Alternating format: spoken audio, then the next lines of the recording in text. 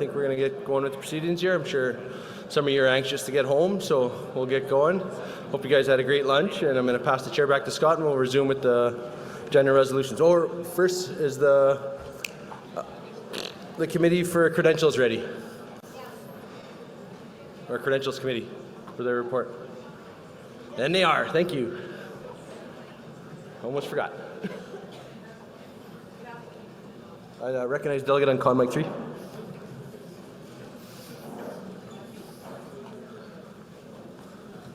Con mic 3, please. Good afternoon. My name is Diana Schultz, and I'm a member of the Convention Credentials Committee. And I apologize, I just had a mint in my mouth. Sorry. On behalf of the committee, I provide the following report. As of 1 p.m., there were 127 registered in-person delegates and 74 online, for a total number of 201. There were 4 official observers registered in person and 2 participating online for a total of 6. The total number of registered honorary life members, solidarity members, and guests is 28. I move acceptance of this report of the Credentials Committee. Thank you. Thank you, Delegate. Do we have a seconder? I'll second it. Seeing one, the Les, I'll give it to Les because I know his name. I seen you though. Could we get the ballot for the acceptance of the credentials? The ballot is now open for the Credentials Committee.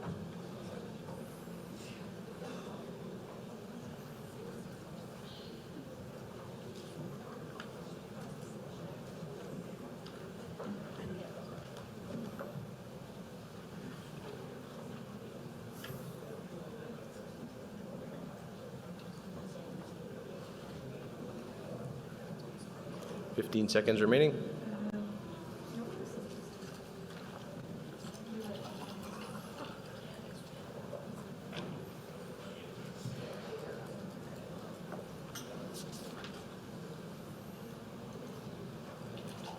The ballot is now closed.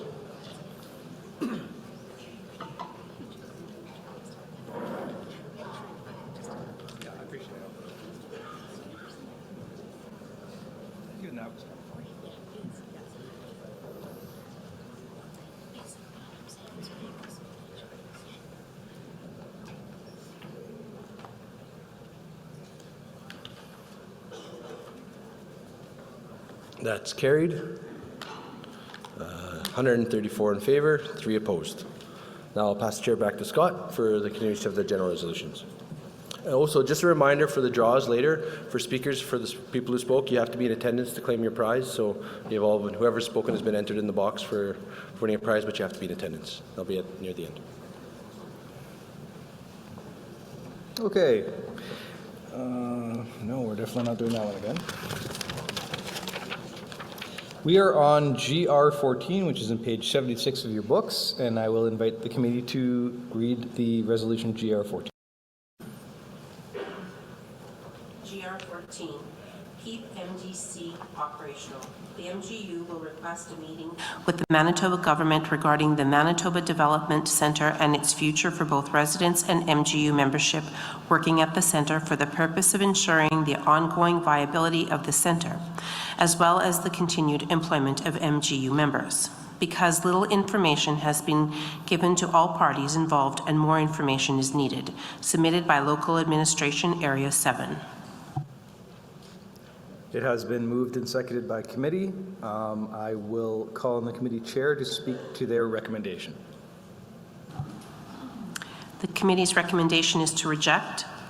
The MGU has been actively advocating for the continued operation of the Manitoba Developmental Centre, MDC, for more than 20 years because there remains a role for trained professionals to provide care and comfort to people with intellectual disabilities who have profound coexisting medical issues. Successive government ministers have made clear that the time was approaching that operations at MDC would wind down.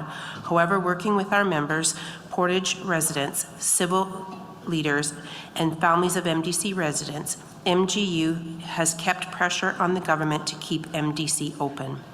Despite the MGU's continued work to keep the centre open, the Conservative government announced its intention to begin a 3-year transition of MDC residents to the community starting in 2021.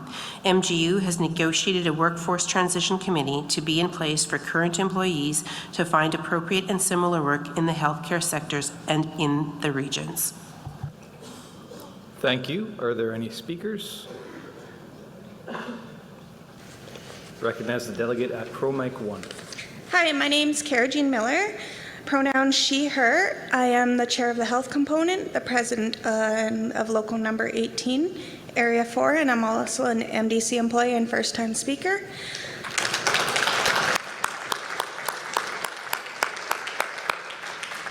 I would like to make a friendly amendment to the MG will continue to request meetings with the Manitoba government regarding MDC and its future for both residents and MG memberships, working at the centre for the purpose ensuring the ongoing viability of the centre as well as the continued employment of the MG members. Thank you.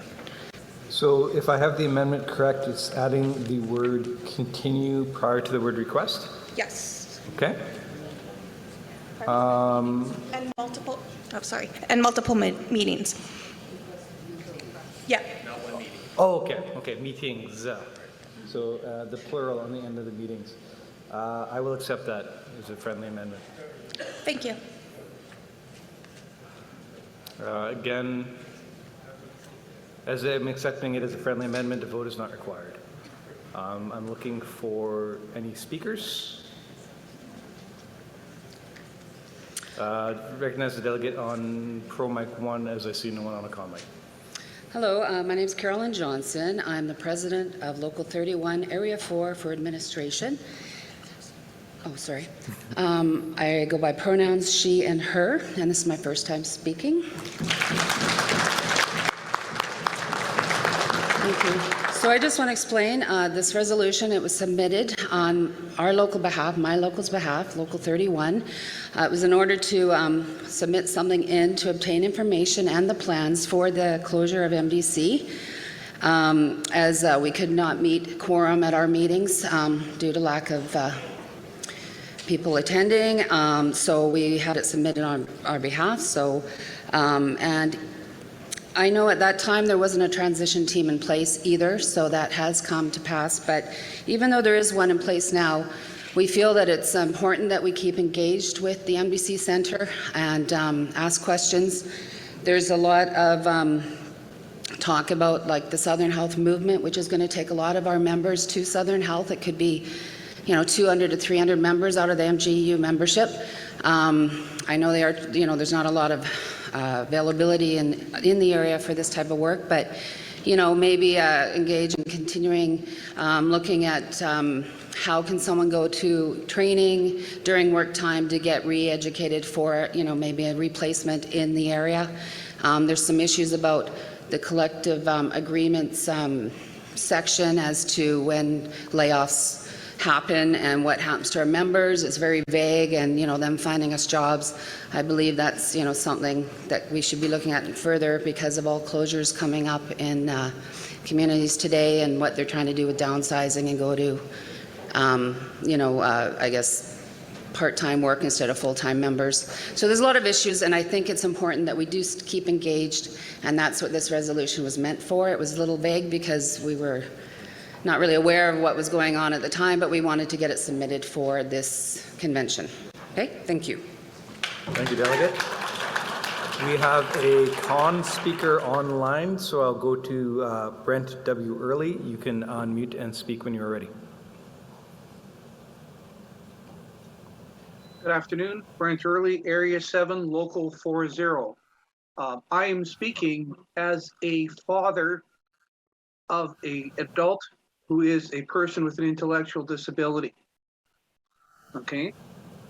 The model of institutional care for persons with intellectual disabilities is of itself outdated. Okay. There has been a great shift over years of servicing in the community, of providing care in the community. Okay. The services of which our staff at the MDC have been providing is beyond value. It's incredible. And what really needs to happen is those transition of those positions, providing those supports and service to individuals with intellectual disabilities in the community. Not paying you any less, probably even training you and paying you even better because you deserve better. I am also the father of an adult who works in the support community in the private sector, in the private nonprofit area, and there is huge demand for programs and support. So really, I think we have to recognize that the model of institutional care of itself is really disappearing. St. Amant Center has also recently announced it is moving away, putting the residential supports in the community. It is a better model, gives those persons who need those supports better lifestyle, better choices, and a more meaningful life. So really, as really keeping the MDC open as it is, or in this big model, I don't see that really as being contributing to the needs of the community with individuals with intellectual disabilities. But we definitely should be, for our members who've gone from this, getting them the training and education and giving them those opportunities to continue to serve that community, those persons, but in the community settings. Thank you. Thank you, Delegate. I'll recognize the delegate on Pro Mic 1. Hello, I'm sure you're all sick of me. I am Beverly Gibbs. I am the Chief Steward of Local 52 Trades Area 4, and I am a service worker at the Manitoba Developmental Center, and I will not lie. I like those residents more than I like my family. And I'm going to tell you that the majority of the members are hopping mad because we have heard very little. I am aware that with COVID, Michelle Gronsky could not come on to the areas when we were notified. MDC is not going to go quietly into the good night, just so you know. When it first came out, I had members coming to me going, okay, well, what's going on? What can we do? And you know what I had to tell them? Nothing, because nobody's told us anything. They wanted to do letter writing campaigns. Well, the government has told us what's going on, so we can't do anything. My sister is the president of the Local Trades 52. It took us 6 months to get a conference call with the uppers in the union that we couldn't even get everybody to. And the only thing we were talking about was our pensions, not our jobs, not where we're going. The only time anybody cared about the MDC was when we finally started realizing that they were shutting down half the places in Portage. The FDC is shutting down. Our RC is being delayed, but it's being shut down. Agassiz is being shut down. Oh, well, now we're going to care about MDC because MDC is Manitoba's dirty little secret. Nobody likes to talk about us. We're not allowed to tell people basically where we work. We work for the government. We have received very little information, even with the transition committee. All they're telling us is, oh, they're negotiating to put us in the Southern Health. Okay. And it took us a year to get a transition committee. If you've been advocating for 10 years to keep us viable, why were we not having a transition committee ahead of time? Why was there not a plan?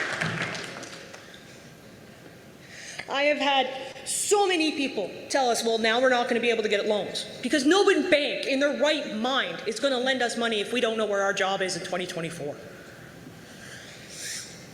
Our staff are pissed. They're burnt out. They've gone through COVID. We've gone through outbreaks. We're constantly being lost because they are going to the hospitals because they know it's a job. Our staff are on mandatory overtime. It is not fair.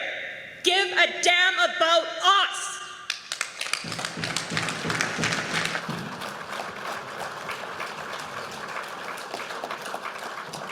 Thank you, Delegate. We have a pro speaker online, Michelle Skibinski. Whenever you're ready. Oh, sorry, I did not see you over there. Michelle, we'll come back to you. I apologize. I did not see Stephanie. Speaker at Con 3. Hi there, Stephanie Swain. My local is 178, which is the St. Amant Community Residence Program, as well as I'm 4th VP of the MGEU. I stand to speak against this resolution not because I agree with what the speaker just said, that they need to know what's going on, they need to be informed, we need to be, I apparently need to stand closer. We need to be working with them on transition, but my concern with this resolution is where it talks about ensuring the ongoing viability of the center. The reality is, as the gentleman online said, the whole country really, but the province as well, has been moving away from that model for over a decade now. And the reality is that there isn't a viable, ensuring the viability, it's not something that we can do or is going to happen. It's already being closed. There's been talk about, with St. Amant, their designation has been changed. They've already, for the last at least 7, if not longer, years, been transitioning people into the community. But I think I do want to say that the important part is that we do really need to make sure we're working with those members on, is there transition jobs for them? Is there a place for them to go? And not only that, but ensuring that in the community, there's the supports required for the people supported. Because a lot of times, I know it was the case at St. Amant Centre, the building at 440 River Road, a lot of the reason why the people were living there was because they had such high medical or other needs that it was deemed they weren't able to be properly supported in the community. So, and this is something I've been advocating with St. Amant as well. If you're going to be moving people into community, that's fantastic, but if it was deemed that they weren't able to be supported, we need to make sure those supports are in place first, because that's what is happening. People are being moved out into the community and there isn't the supports in place, and then they are getting lower care than they were previously. So I understand that we're moving away from that institutionalized setting and people are being transitioned to the community, but it's important to make sure the supports are there, and as well that the staff that are now losing out on their jobs are able to transition into other positions, and that they're not, the wages in this sector are crap for everyone, let's be real. But a lot of times the people at the centers do have a higher wage. I know that's the case with St. Amant. So we need to also be advocating for everyone in this sector to have higher wages so that it at least meets what they had or more. So thank you. Thank you, Delegate. We will now go to the online pro speaker, Michelle Skibinski.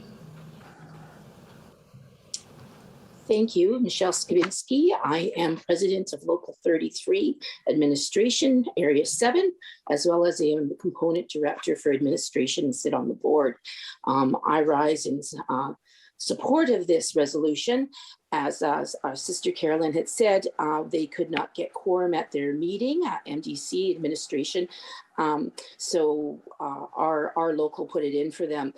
I want to just let people at convention understand that these members are upset. These members are losing their job. And with all due respect, I understand that the resolution and the wording of the resolution says for the purpose of ensuring the ongoing viability of the center, but it also says as well as the continued employment of MGEU members.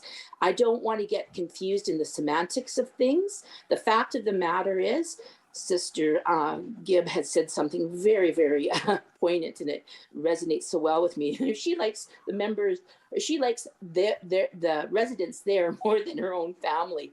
And you know what? That shows dedication that these members are giving. They're giving their soul to their employer, to their residents.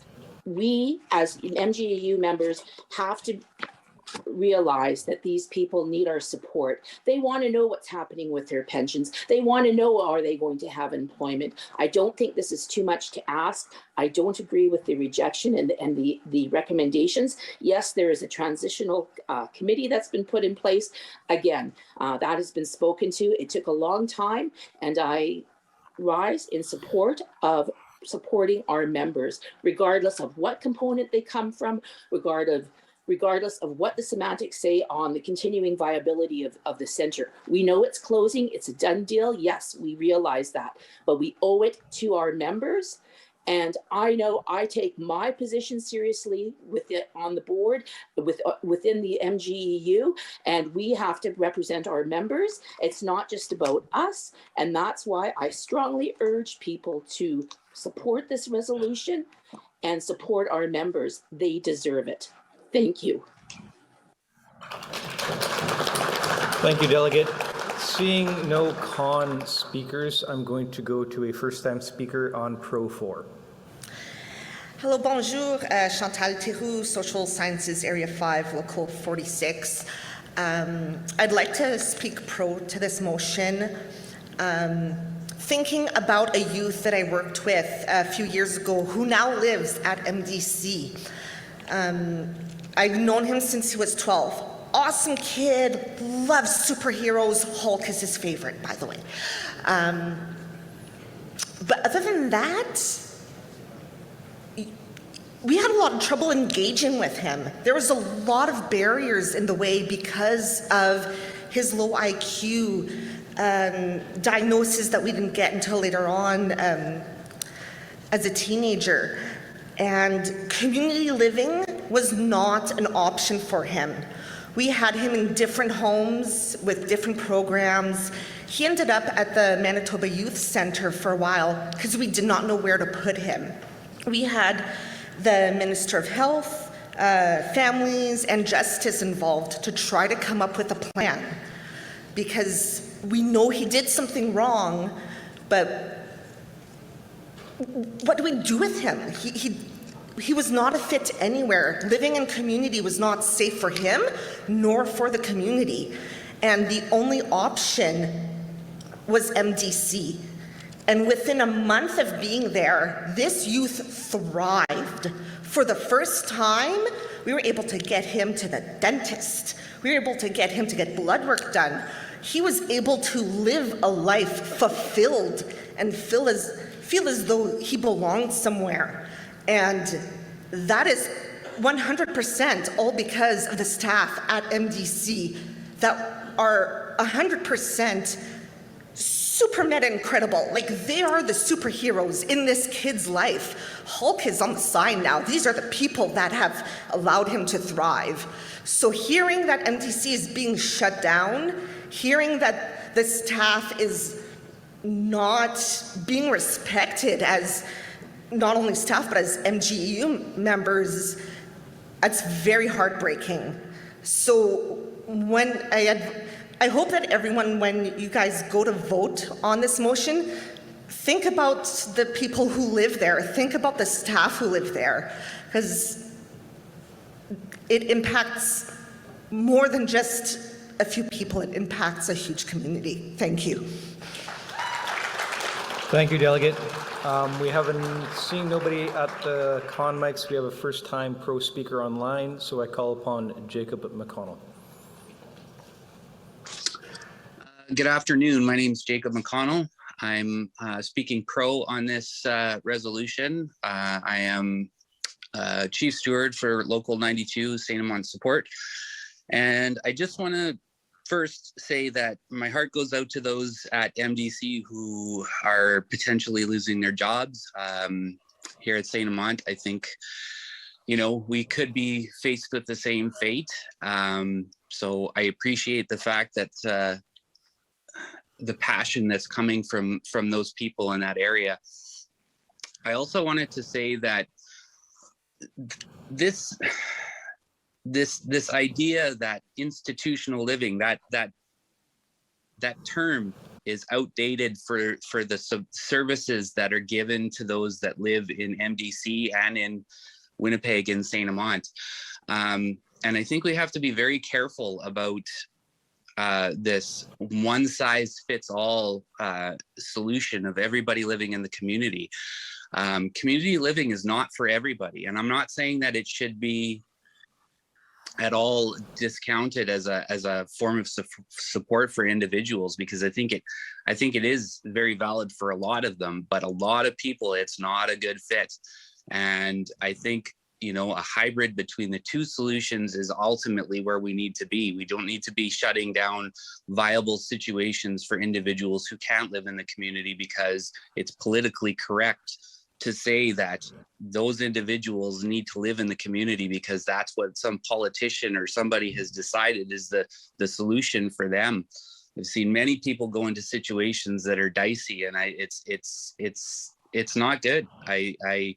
I support those that want to live in the community, but I don't think it's a one size fits all. And I think we should be supporting this resolution in helping with our brothers and sisters at MDC, especially with the unknowns. I mean, here at St. Amant, we're being told that, we're going to change our service model to stay relevant, but quite frankly, I have my doubts that that's gonna happen and that we're gonna maintain the staff levels that we have. So going forward, I don't know. I just think we should be supporting one another, and that's all I have to say. Thank you.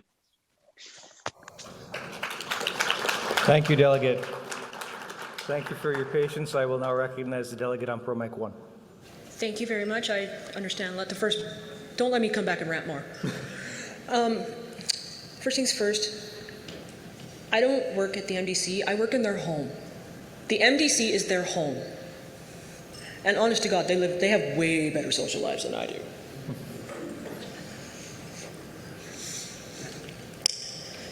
The MDC is viable. The group, the civic leaders and the union and someone else, there was a group, gave 12 options, 12, to the government of what they could do.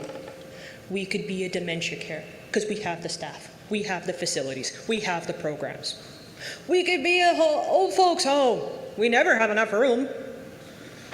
We have the staff who are trained to handle them, sadly demented people wandering off. So we are viable.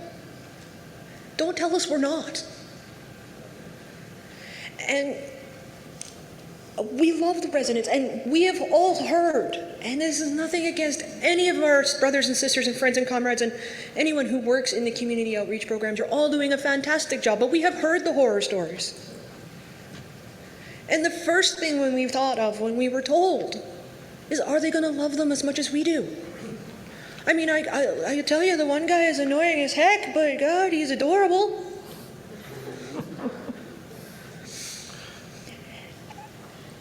We're just frustrated.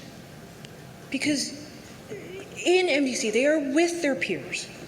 We have dances. We had so many community programs. When they thought of making TRON, which is the Therapeutic Recreational Outreach Network, we were flooded with calls. That's been cut.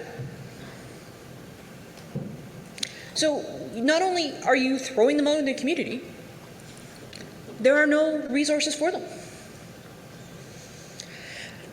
And as much as I would love to sit here and say, hey, you guys are going to fight and it's going to stay open, and we know it's not going to happen, but I expect my union to fight to the freaking bitter end. Thank you, Delegate. Seeing no more speakers, we will now vote on GR14. Oh, okay.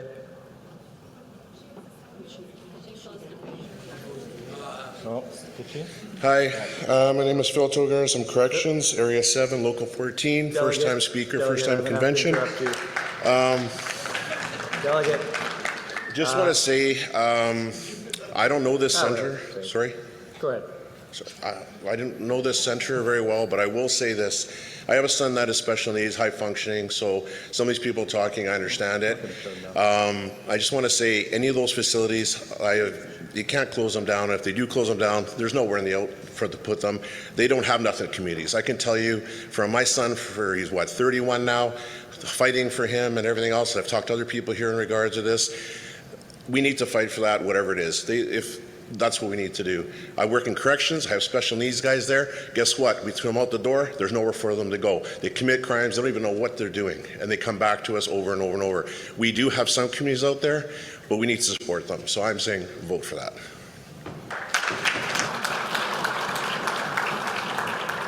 Okay, we are voting on I call it the question. Well, I'm going to avoid actually taking a vote on calling the question because I don't see anybody at the mics, but I'm sure you probably just wanted to get that in there. So we are actually going to vote on GR14, so I'll get the vote up. And again, this is a 50 plus 1, and the vote is now open.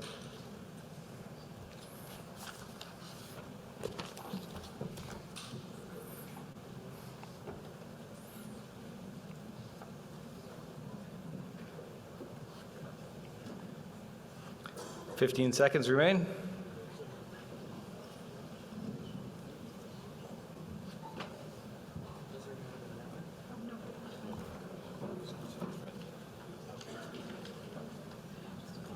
The ballot is now closed.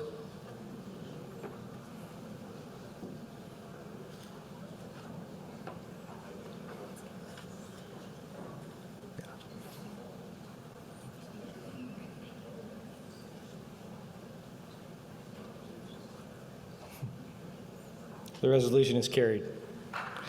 136 to accept, 35 to reject. I will call on the committee to now read, sorry, I walked away from the mic, GR 16.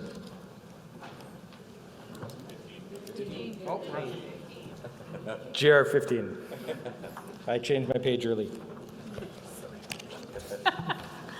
GR 15, make maternity leave non-gender specific. The MGEU will lobby the government to make maternity non-gender specific, because to make current legislation inclusive to all people, because family dynamics has changed, and the importance of physical bonding at an early age. This was submitted by Local Corrections Area 4. Recommendation is rejection. I will now call on the committee chairperson to give the rationale. As has been stated, the committee's recommendation is to reject. According to current case law, BC Government and Service Employee Union versus British Columbia Public Service Employee Relations Commission, 2002, BCCA 476 Can-Lee, maternity leave is only provided to pregnant individuals as it is specifically related to recovering from pregnancy and childbirth. It has been moved and seconded by committee. Their recommendation is to reject. I recognize the speaker on I think Pro 1 got there first. Treasurer Dubé, Area 4, Local 12 Corrections, use she, her pronouns. I'm rising up in support of this resolution. We might need to maybe rework the language on it. That's not my strong suit. But realistically, when it comes down to it, I mean, family dynamics have drastically changed, even realistically since 2002 in reference to the note made by the committee to reject it. You have all sorts of different types of families, 2 men, transitional, non-gender identifying people, not to mention the possibility that a woman dies during childbirth or suffers complications and maybe is left in a position where she's not able to properly care for her newborn infant. Fathers, non-gender identifying parents should be allowed the same rights as mothers, as women. We talk about diversity and equality. I mean, why not here too? Thank you, Delegate. I will recognize the delegate on Con Mic 3. Hi there. My name is Christian McNeil. I work with the Gallico, that's Area 7, Local 61. I just want to make clarification. Is there a difference between maternal and paternal leave? I just want to clarify this in there, because it sounds like I think those are 2 different things, and we're debating on maternal leave when the word parent or paternal leave should be included if it's for the other gender. I know there's lots of genders, but I just want clarification.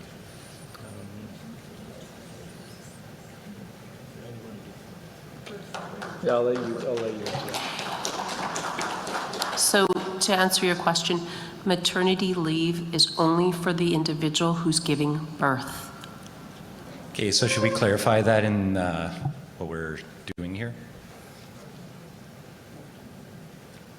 I would say that that is clarifying your question, but the intent of the resolution put forward, unless I am corrected, is they would like that expanded.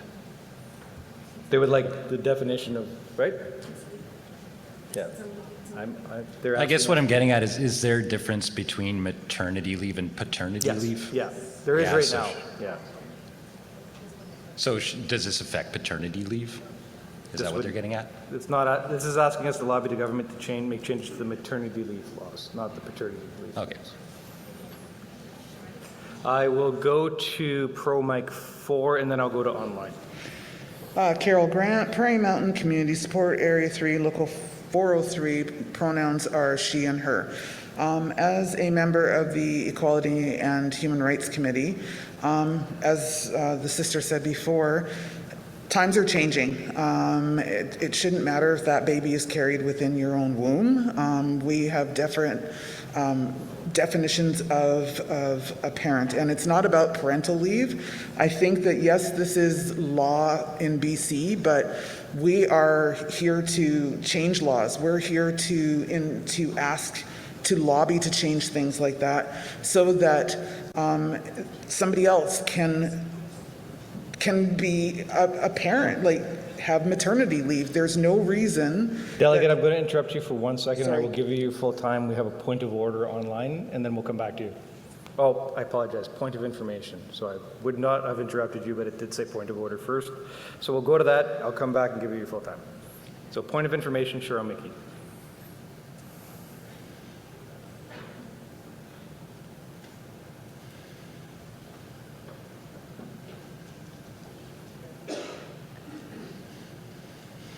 Thank you. My question is, is this motion looking to the provincial government or the federal government? Because language usage in those two spheres is different.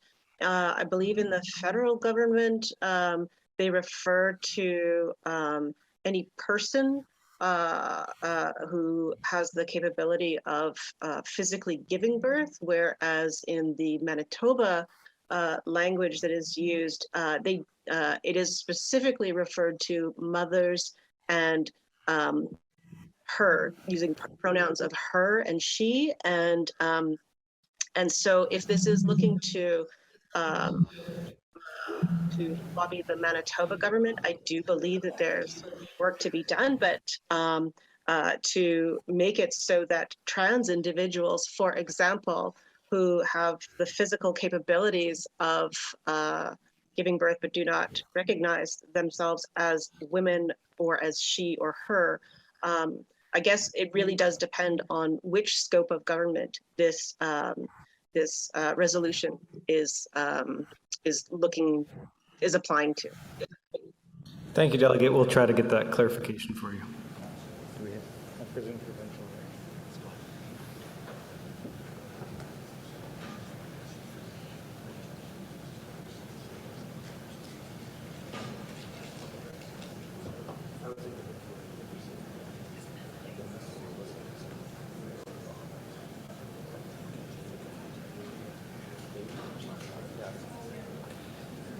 Just give us one moment, please.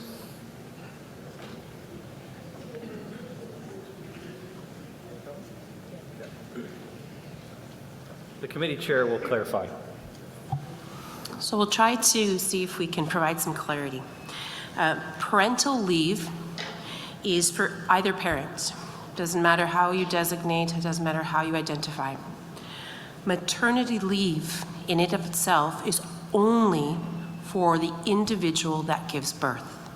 So the provisions already exist for whether you are a father, a mother, a trans person who's, a guardian.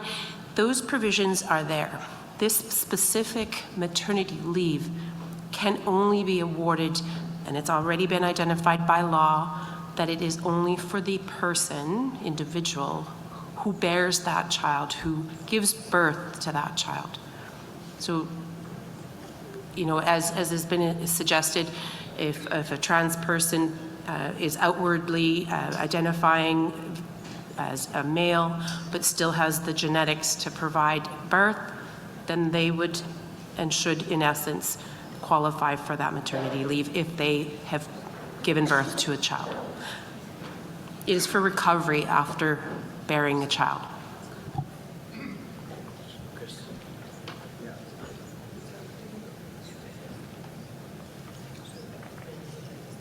The Manitoba government, right?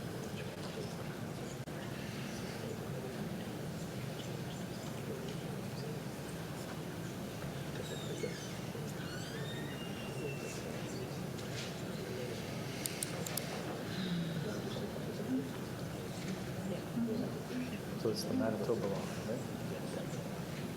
You can give us- If the delegates would indulge, would it happen to be that the individual or individuals that submitted this resolution from Local Corrections Area 4, are you present? No, he's not. He's online? He's an observer. Could they give me a call? As the chair, oh, okay.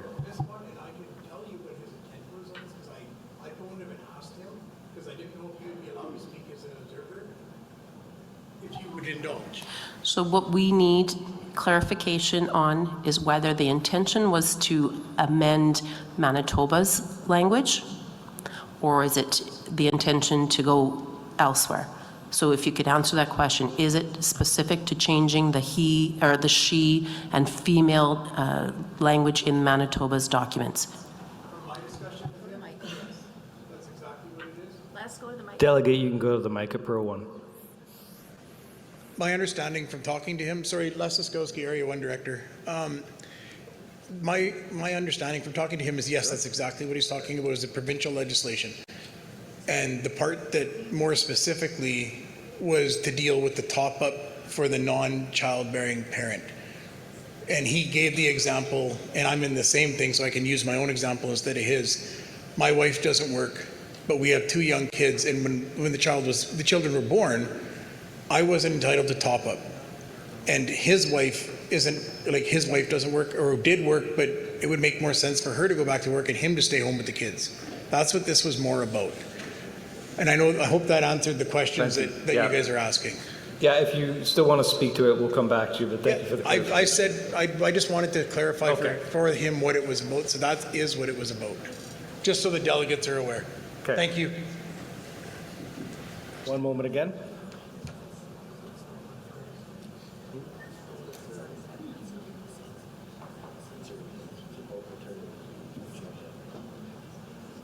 While we talk up here, I do know that we have a few delegates at con mics, and the pros are people online, but we've had a pro. And I do notice that the sister at Pro 4 has decided not to use the rest of her time, so I'll go to con 2 for now, and we'll discuss more after that. Thanks. Jody Gillis, Local 73, Red River College. I think what we're looking at here is a matter of the current definitions, right, in legislation. And maternity leave is, according to Manitoba employment standards, having to do with the mother. And I think this is a difficult thing to change. We do also have, I think it's 63 weeks of parental leave right now in Manitoba. Employers don't have to pay for that, but I think that the right direction to take here that's still in the spirit of this resolution is through collective bargaining to say, in the case where the primary caregiver is not the mother, that the other parent or the parent who is not a mother, regardless of gender, should receive the same benefits as the mother would under maternity leave. So I support the spirit of this resolution. I don't think this is the right way to do it. I think the right way to do it is to bargain with employers to make sure it's done correctly. Thank you, Delegate. We're going to go to our pro online because they've been very patient as we work this out. So we're going to go pro Jane Giesel. I hope I said that right. Geisel? Hi, yes, I'm Jane Geisel, she, her, Red River College, Local 73. I wanted to propose what I thought was going to be a friendly amendment, although having heard the clarification, that might not be the case. But in listening to the debate previously, I wondered if what we actually want to lobby for is for the government to use the non-gender specific language of pregnancy leave rather than maternity leave, because it is not just women, but any individual with a uterus that may require time to recover from pregnancy and childbirth. However, that after hearing the clarification, I don't think that is in the original spirit of the if the intent is to ask for top up regardless of the gender of the parent. So, you know, I don't know what to do with that. Thank you. Oh, she didn't propose this one. Yeah. So I didn't hear a proposal for a amendment, so for now we'll continue to go to speakers. I heard the idea of an amendment, so I believe I'm going to go to Con 3 was there first. Sorry, there's somebody at every mic, and I'm not sure when you got there. So Darcel Legac, Area 7, Local 26. I'm just concerned that this debate's kind of gotten off the rails. In the one we had prior to lunch, when we tried, the Grievance and Appeals Committee tried to explain the intent, we were told that it had to go back to committee, but in this one, people are allowed to explain the intent, and the discussion keeps going, so I think this is out of order. thank you. We do have one online, and I'm going to go to Pro Mic 1 before that, though. Tracy Gerdewagen, Local 67. I would just like to move to refer this to the board because there seems to be some confusion about what the resolution is actually about. So I think that needs to kind of get sorted before we can debate it further. We have a motion to refer to the Board of Directors. Do we have a seconder? I'm going to pick out Brian Wilson. So it's been moved and seconded, and unless there is debate on where it is being referred to, seeing no speakers, I will get that poll to be opened.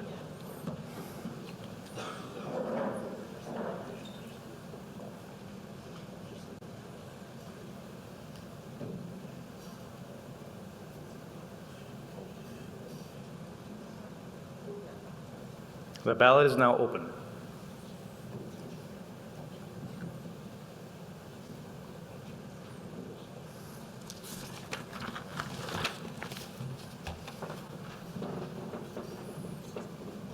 Fifteen seconds remain.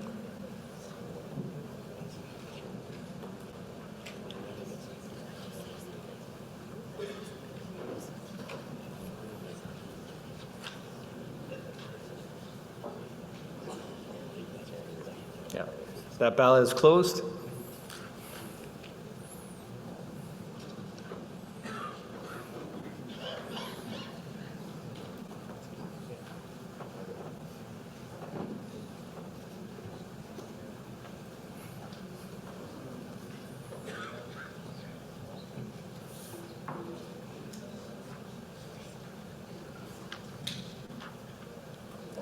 That carries. It has been referred to the Board of Directors. The chair would like to address and provide some clarification. Just for some transparency, as I left the floor, I just want the delegates to know that I had approached one of the speakers to obtain the individual's phone number and name that submitted this so that we can have open dialogue with that individual and make sure that their intention is actually articulated to the board going forward. Thank you. We are now on GR 16 for real this time. So I will invite the committee to read the resolution. GR 16, undertake an annual member survey. The MGEU will conduct an annual member survey centered around services provided, communication, and engagement. Because members feel disenfranchised and feel services they require are not being provided by the union. Because having up-to-date member information allows the union to make more informed decisions, and because member engagement is something the union struggles with and should be a top priority for any labor movement. Submitted by Local Corrections Area 4, and the recommendation is of rejection. I call on the committee chair to provide rationale. As has been stated, the committee's recommendation is to reject. In 2019, the Board of Directors reviewed the frequency of the member survey and determined that it should be conducted once every 2 years. The survey results rarely change significantly over a single year. When a need for a new survey information has been identified, MGEU has conducted additional member surveys. For example, in 2020, when MGU required information about members' capacity to participate in virtual meetings due to the pandemic. A special member survey was conducted to guide the design of the virtual meeting and elections process. Each member survey costs approximately $40,000. The MGU Constitution and bylaws provides for many ways for MGU members and locals to express concerns or priorities to the elected leadership with responsibility for guiding the union and its services. These include local, area council, and component meetings, as well as participation in the convention process or contacting their elected representatives. It has been moved and seconded by committee. The committee's recommendation is rejection. I recognize the speaker on Pro Mic 1. Hi, Treasurer Dubé, area for Local 12 Corrections. I actually had a bit of a role in coming up with this resolution, so I just wanted to explain the way that we kind of got to that. Essentially, it came down to member engagement. I come from a local where, not really a small local, I don't think by all consideration, but also not a big local. But we still struggled to get members out. It wasn't realistically until they announced that we were shutting down that people actually started showing up to meetings. So that being said, with the understanding that for some people it's just not easy to get involved and to express their opinions and to share their voice and to talk about what their issues are in the workplace. Some people just can't find their voice, and some people just can't find the time to get there, whether that be because of family commitments or work commitments or whatever. So the idea of, I think, an annual member survey allows people who don't necessarily have those opportunities to get out and address their concerns an opportunity to do so in an easier way from the comfort of their home, essentially, with answering questions and being able to share their opinion and their discontent or their support for certain areas. I think it just would allow an opportunity for the union to reach out to all of the members and give them that opportunity to express their thoughts and their concerns without maybe in the event that they're not able to, getting out to these various things that are listed. And I mean, when it comes down to convention, how many members in your locals are actually interested in being here, but they're just not able to be because either they can't secure the vote or that's just it. They can't secure the vote. Not everyone that wants to be here gets an opportunity to be here. So I think that a member survey allows people that opportunity to share their thoughts and opinions without necessarily being able to be here. Thank you, Delegate. I recognize the delegate on Con Mic 2. James Alexander, Local 14 Corrections. Hearing my sister speak and reading the committee's response, I'd like to refer this to Grievance and Appeals, and I'm hoping my sister Treasurer would second that. To Grievance and Appeals? Oh, risk and strategy. I apologize. Okay. Indulge us, because some people might not know what the risk and strategy does, and I know that you were on it, brother, so perhaps a few second explanation of that committee. Sure. Risk and strategy is made up of board members, and it focuses on the direction the union takes. In specific, one of our core functions is focusing on member engagement and how we can get more members out, and taking Treasurer's idea and the idea from Area 4 Corrections is so a good starting point and kickoff point for our committee. So I think it's the perfect place for it to reside. So do we have a seconder for a motion to refer it to the Risk and Strategy Committee? I see. Okay, I will allow the sister who originally put it in to be the seconder. Yes. Thanks. So it's been moved and seconded that it will be referred to the Risk and Strategy Committee. Seeing no debate on where it's going, I will ask the poll be prepared and opened. So we are voting to refer this back to the Risk and Strategy Committee.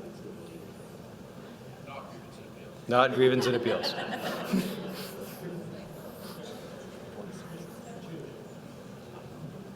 The ballot is now open.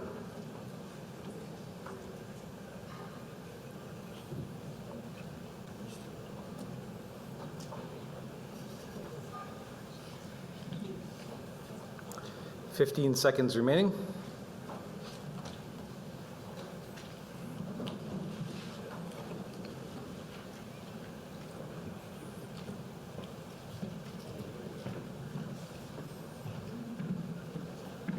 The ballot is now closed.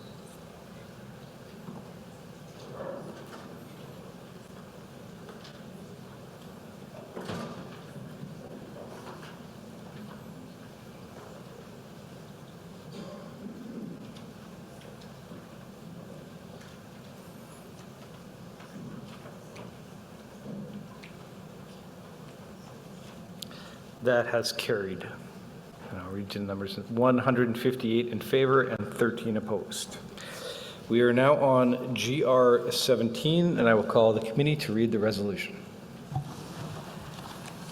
GR 17, defining essential services for enforcement agencies. The MGU will lobby the government to have a firm definition of how enforcement agencies are or are not defined as essential services, because members within those agencies received mixed messages and want clarity on these services, these services' status and whether they are essential or not. Submitted by Local Legal Area 7. Seeing that there are no notes, I presume there's no further position. So GR 17 has been moved and seconded by committee. I'm just giving a moment to see if there's any speakers. Committee's recommendation is to accept. Sorry. Yes, the committee's recommendation is to accept. No speakers? Are you headed to a mic? Okay. So we'll open the poll. On GR 17. The ballot is now open.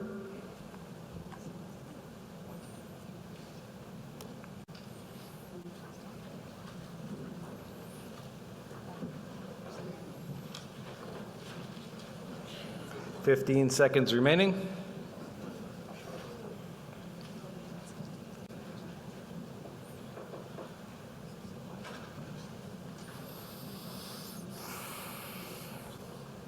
The ballot is now closed.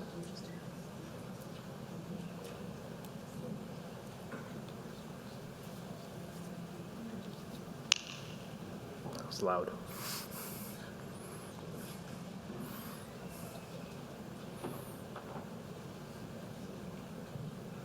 That has carried.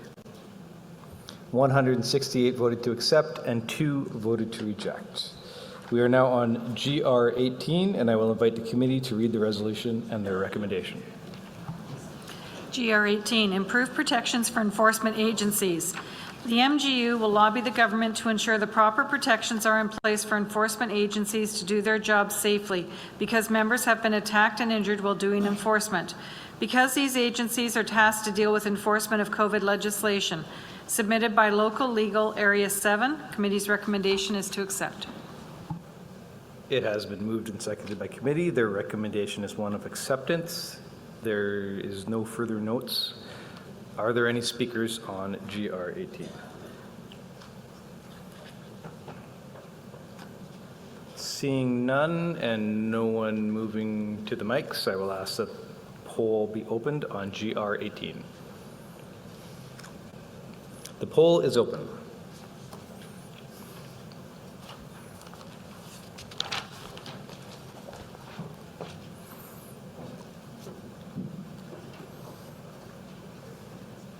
Fifteen seconds remaining.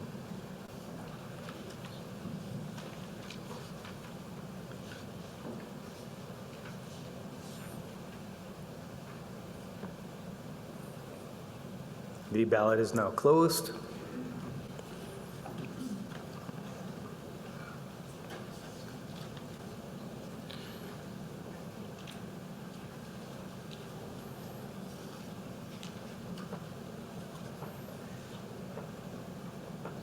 That has carried. 160 to accept, 7 to reject. I will now call on the committee to read GR 19. GR 19, strengthen workplace safety and health regulation number 10.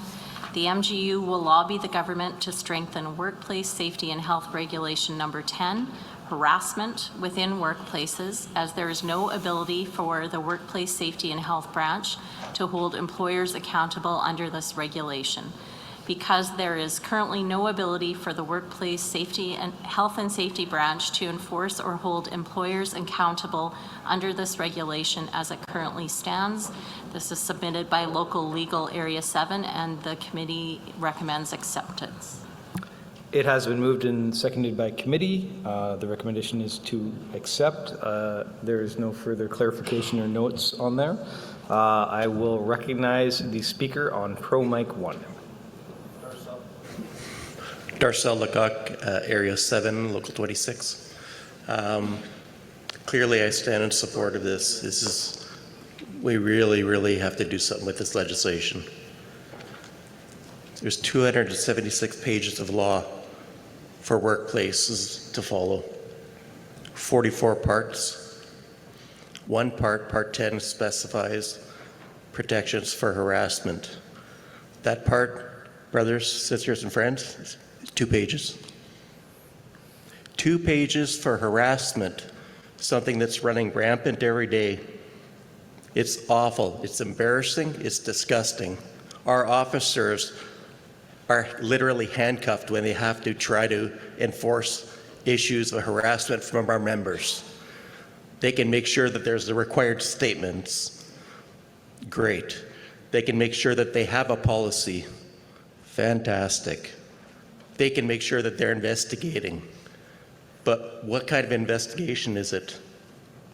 The officers' hands are tied, folks. We need to change this. There's got to be some meat to this legislation so that our members are protected.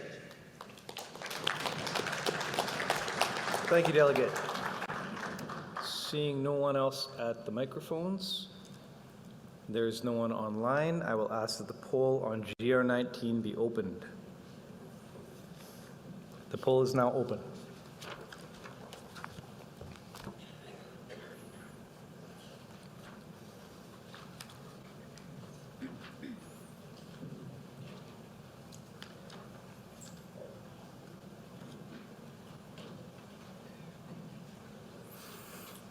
Fifteen seconds remaining.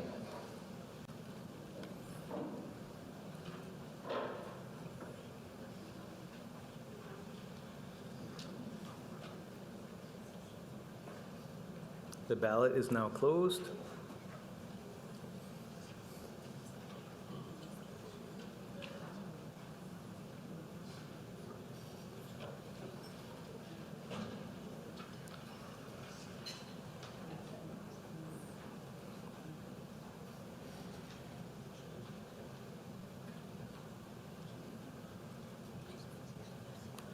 That is carried. 173 to accept, 4 to reject. I will now call on the committee to read GR20. GR20, advocate for gender pay equity. The MGU will work to eradicate the serious and persistent problem of gender pay inequity, including advocating for strong pay equity legislation in the public and private sectors. Because gender pay inequity undervalues women's work and is foundational to women's socioeconomic inequality and disproportionately higher rates of poverty. Because women workers in Canada earn 89 cents on average for every dollar earned by a man. Because jobs that are commonly held by women tend to be paid less than jobs commonly held by men. Because gender pay inequity disproportionately affects Indigenous, racialized, and newcomer women, as well as trans women and women with disability. Because increased pay transparency and pay equity plans are essential steps toward closing the gender pay gap. Because provincially regulated workplaces are not covered by Canada's Pay Equity Act passed in 2018. Because women workers are done waiting. Submitted by Standing Committee Women's. Committee recommendation to accept. It has been moved and seconded by committee. Their recommendation is one of acceptance. I'll give it a moment to see if anyone's going to want to speak to it. There is no one online and no one I can see moving to a mic. Therefore, I will ask that the poll on GR20 be open.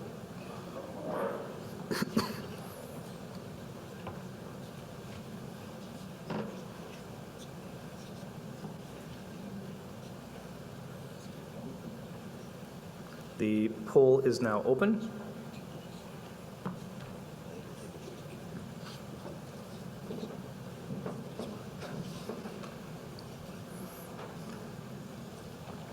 Fifteen seconds remaining.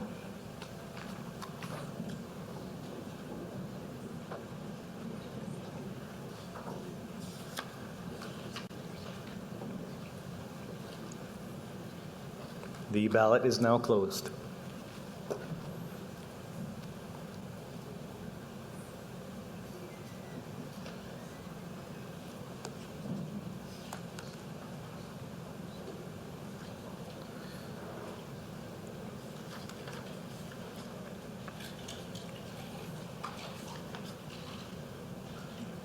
That is carried.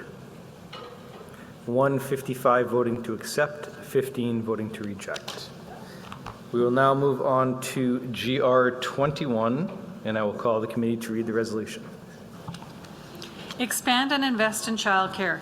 The MGEU will lobby to direct federal provincial investments in childcare to supporting and expanding licensed and regulated nonprofit services or newly developed public services, long overdue competitive wages and benefits for early childhood educators, ECEs, greater affordability for working parents, and more inclusive, accessible, and diverse services. Because the federal and Manitoba government signed a historic bilateral childcare agreement in August 9th of 21 with the potential to drop regulated fees to $10 a day while adding tens of thousands of new spaces.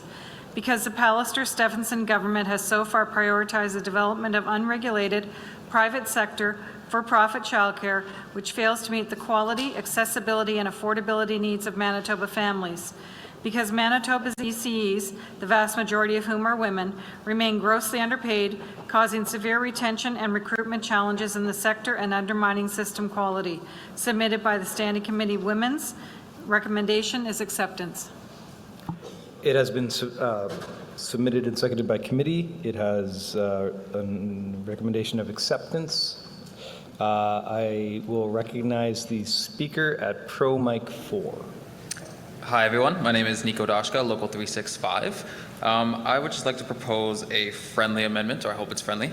Just in the last sentence of the first paragraph, the MGEU will, it identifies greater affordability for working parents. I would propose that we remove working, just so that it's more inclusive for parents who are obviously not working. Thank you. In conferring with the chair of the committee that put that in, I will accept that as a friendly amendment. So we will strike through the working. I don't believe that changes the overall intent of the resolution. So, waiting to see if there's any further discussion. There's none online. I will ask that the poll be opened on GR 21. 21 is open. The poll is open.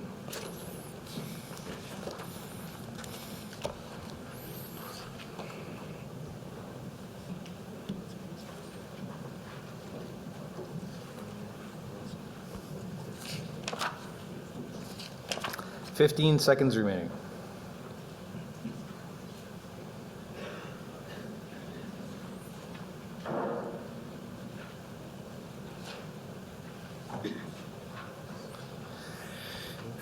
The ballot is closed.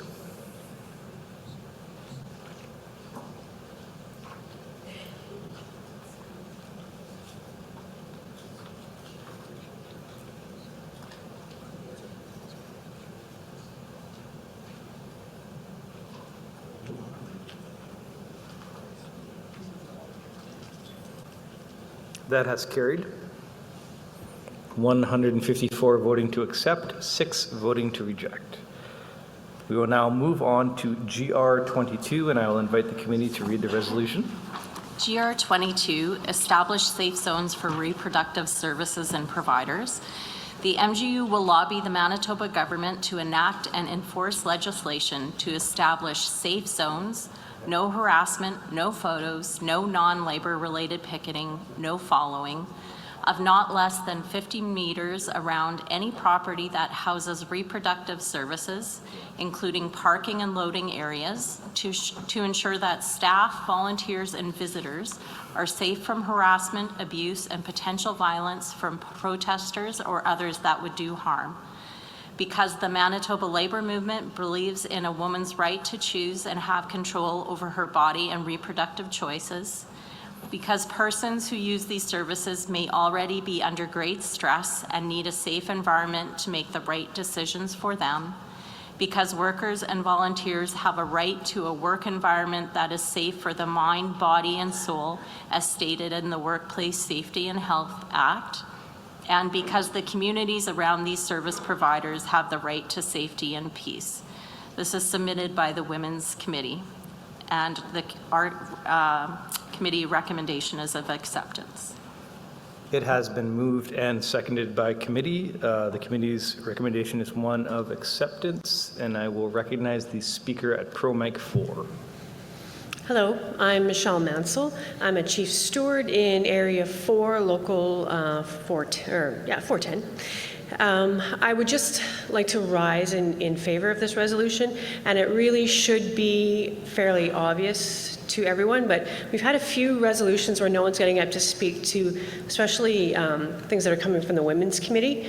And if you consider what's going on in the world, and especially south of the border, and taking on touches of the Handmaid's Tale, I think some people may find it funny to be voting no to some of these things, but I think this is a really serious topic, and I think we should put our heart and soul behind it. Thank you. Thank you, Delegate.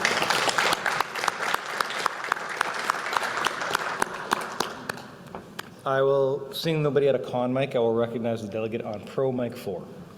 Hi all, once again, Nico Doshka, Local 365.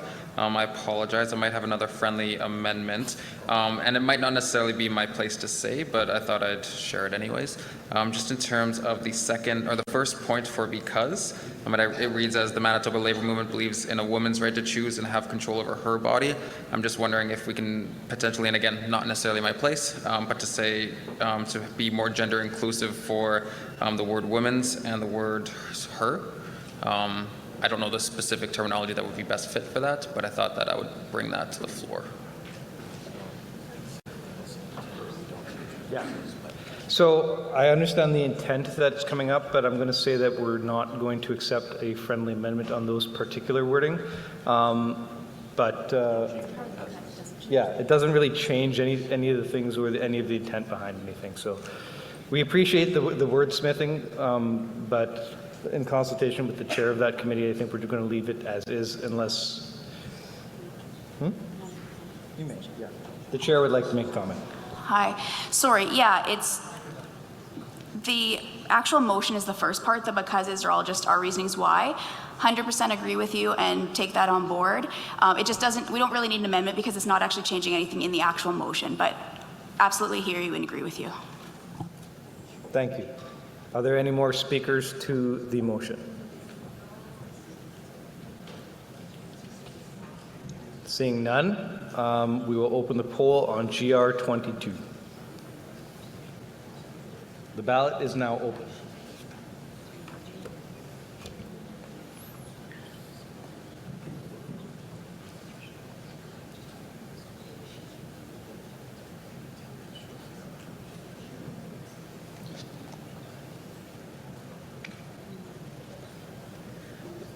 Fifteen seconds remaining.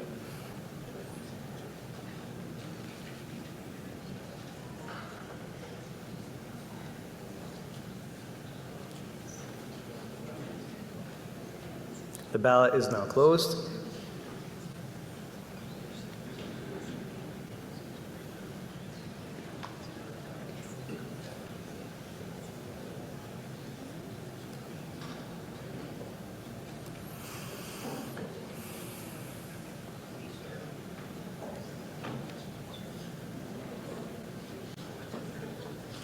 That is carried. 156 to accept, 10 to reject. We are going to take a 10-minute break. So return in 10 minutes. Delegates, I would just have a question for the floor. All the remaining resolutions are to accept, and they are all lobby. So I would entertain a motion to accept them all as presented, and we can move on with our day and with the closing of the convention. If that's acceptable to the floor, I would need that motion, but I can't make a motion. I only facilitate. I recognize the speaker on Pro 1. The mic on? Okay, this is Joe Dooley, Trades. I recommend we carry all the rest of the resolutions back to the committee because they are all accepted. What? No one second that, okay? Or you... What do you want? I'll recognize the delegate on Con 3. Okay. Given that all, Shelley Wiggins, Area 2 Director, she, her pronouns, given that all of the remaining resolutions are recommended to accept, I would move that we adopt them all as a single package and accept all of the remaining resolutions. Do we have a seconder? Everyone. Can we prepare the ballot for that?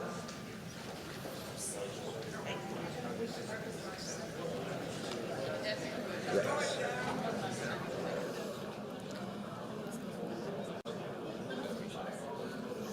What's that? 77 on opposed. I think it was good. Terrific.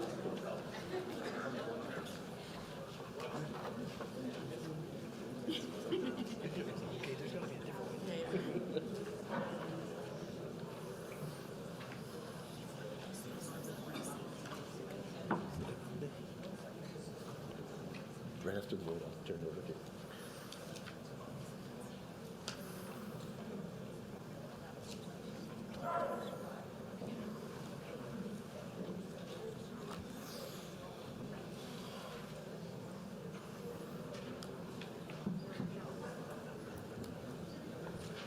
The ballot is now open.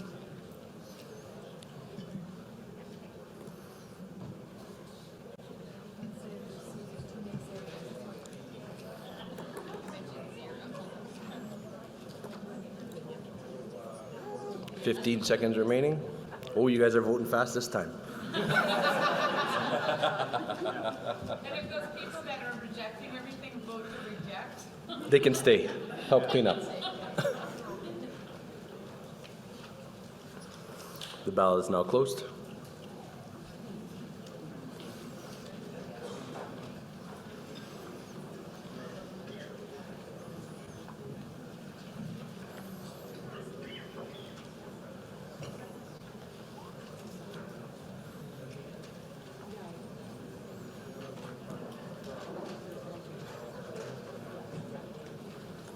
And that's carried. 146 to 13. So just a reminder now, delegates, because I think there will be no further votes, or unless someone comes and does something crazy, but we're probably done. So delegates who have loaner phones or battery packs, they can return them to DOTS before they leave the hall. The completed expense forms, those of you to do them by paper, can be dropped off the registration desk. And if you've completed the postcard for MFL's paid sick days, you can drop that off as a registration check also, or pick up more there as well to drop them off in your workplace so we can really get our message across that paid sick days are important to us, important to Manitobans. So, and now we'll do the draws for the speakers. So, is this the first time speakers or all of them? Everyone? As Kyle is drawing out of the box here for the first prize winner, and hopefully he doesn't pull his own name, I wanted to say thank you very much to all the delegates who've submitted resolutions, and with that, also thank my colleagues here on this resolution committee, inclusive of staff, admin staff, and all the hard work, due diligence, and debate to ensure that we made appropriate and fair rulings. Thank you.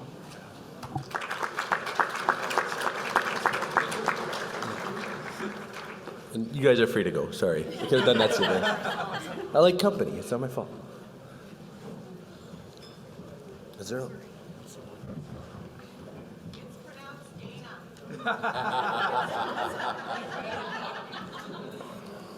Oh, Kyle Ross. Yeah. Caroline. Its last name starts with a J. I can't. Whoever wrote it, I can't read it. Johnson. There we go. Yes. You have the prize? I don't have the prize. I forgot to bring the prizes up. My lovely assistant forgot the prizes at the back, so please find her and she will get them to you. Or someone will bring them up. Is there, we're doing two? Yep, one more. Oh, there's my lovely assistant, Doug. Oh, look, here comes Doug. Doug, right there is prize winner one. Winner number 2 is Thomas Beaudry.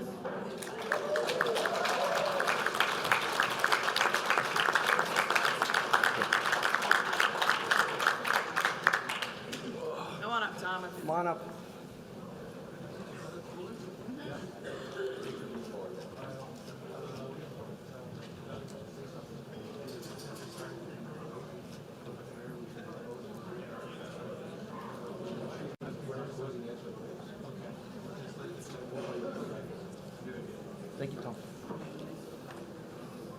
Well, everyone, we got our work done.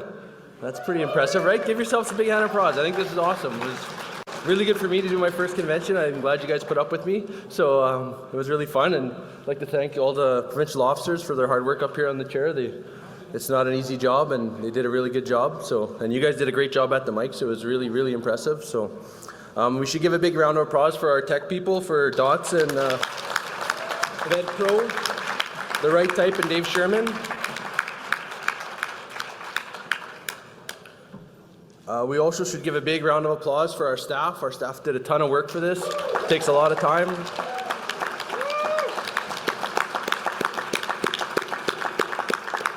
Seeing it from the inside gives you a whole new perspective, I'm not going to lie, and it's definitely an undertaking, and they've done a great job. I'm really happy, and I hope you guys are really impressed with how this went. I'd also like to thank our speakers and the people from the Newplay affiliates that came as well, and the CLC affiliates who have joined us in the last 2 days. And a big thank you to our honorary life members who took the time to join us, whether online or in person. So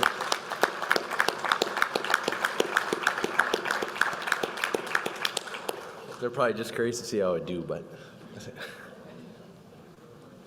And most importantly, I really want to thank the delegates, you guys. This is a hybrid convention. It's not always easy to produce this well. It was done well, and you guys did awesome. You guys spoke in heartfelt words.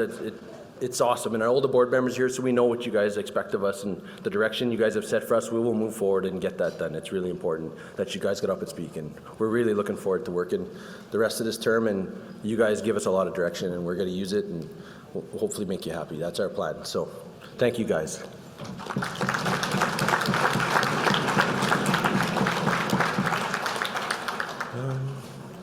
Now I guess we'll cue up our anthem, so I ask you to stand for Solidarity Forever.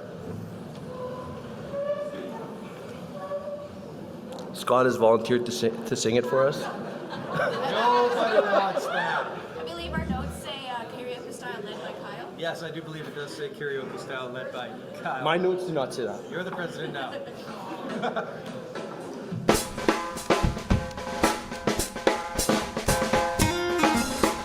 When the union's inspiration through the workers' blood shall run, there can be no power greater anywhere beneath the sun. Yet what force on earth is weaker than the feeble strength of one? But the union makes us strong. Solidarity forever. Solidarity forever. Solidarity forever. For the union makes us strong. Oh, the women of the union, they have just begun to fight. They have learned of women's issues. They have learned of women's rights. They're prepared to fight for freedom. They're prepared to stand their ground. Women make the union strong. Solidarity forever. Solidarity forever. Solidarity forever. For the union makes us strong. They have taken untold millions. They have never toiled to earn. But without our brain and muscle, not a single wheel could turn. We can break their haughty power, gain the freedom when we learn that the union makes us strong. Solidarity forever. Solidarity forever.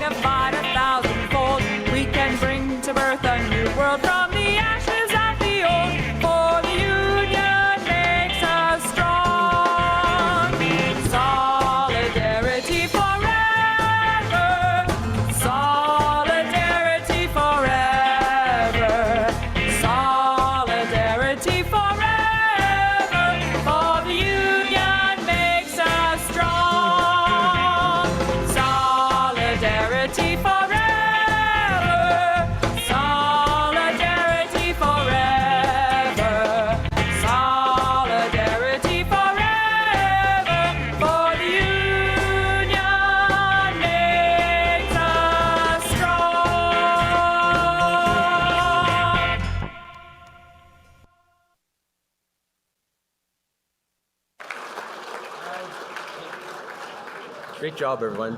But before we go, I'd like to call Thomas Beaudry up to do a closing prayer as we open with a prayer. Thomas explained that normally you close with a prayer as well. So he offered to do that, and I thought it'd be great. And Thank you. Bonjour, Ani.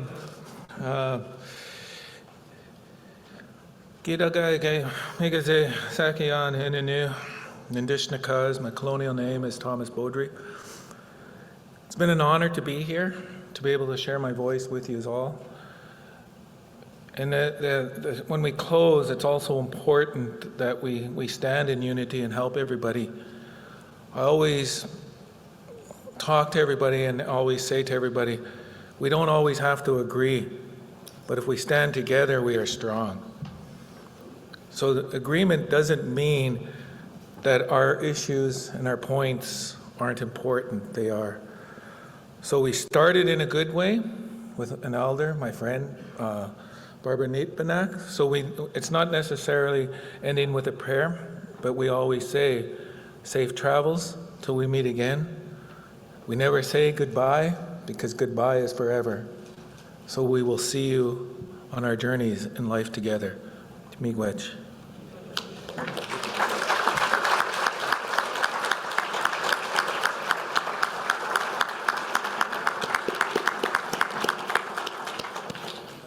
so with that, I'd entertain a motion to adjourn. I see a delegate on microphone 1, Deb Jamerson. Do we have a seconder? I see many. Have a good rest of your weekend, folks, and thanks for coming. You guys are awesome. So enjoy.